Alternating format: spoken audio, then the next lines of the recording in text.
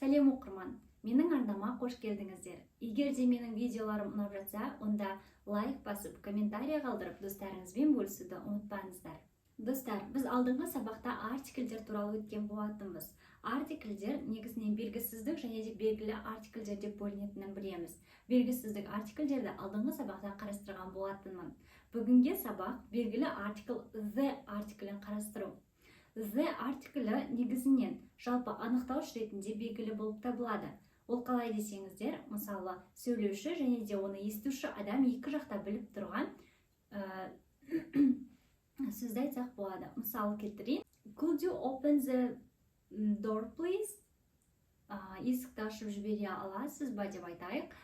Бұл жерде сіз қай есікті ашу керектігін білесіз. Және де екінші жағдайда the артиклі қолданылады. Бұл жаңағы жер бетінде жаратылыста біреу ғана болса. Мысалы, күн, the sun, the earth. Жерді айтып тұрмыз, жер бетінде біреу ғана. Және де the internet. Интернет біреу ғана.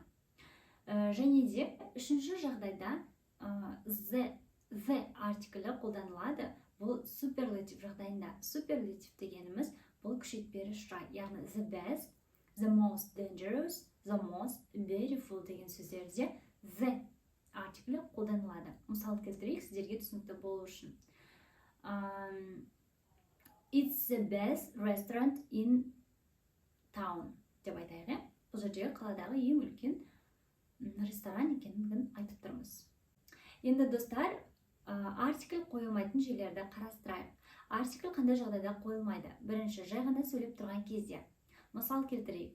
Men are more interested in sport than women деп айтатын болса, бұл жерде ерлер әйелдерге қарағанда спортқа қызығады деп жай ғана айтып тұрмыз. Бұл жерде артикль қолданылмайды. Және де екінші жағдайда астарды ішу кезінде біз the артиклінде, артиклінде қолданбаймыз. Яғни ешқандай артикль қолданылмайды. I have breakfast деп айтамыз. I have a breakfast дұрыс емес. I have breakfast дұрысы. I have lunch дейміз. I have dinner дейміз. Үшінші жағдайда жоғарыда көрсетілген сөздерде артикль қолданылмайды, қойылмайды. Яғни ол сөздер work, home, university, school, bed деген сөздердің алдында ешқандай артикль қолданылмайды. Мысалы, I go to work, I go home, I go to bed деп мысал келтірсек болады. Сабақ түсінікті болса, достар, комментарийға 3 сөйлем қалдырыңыз.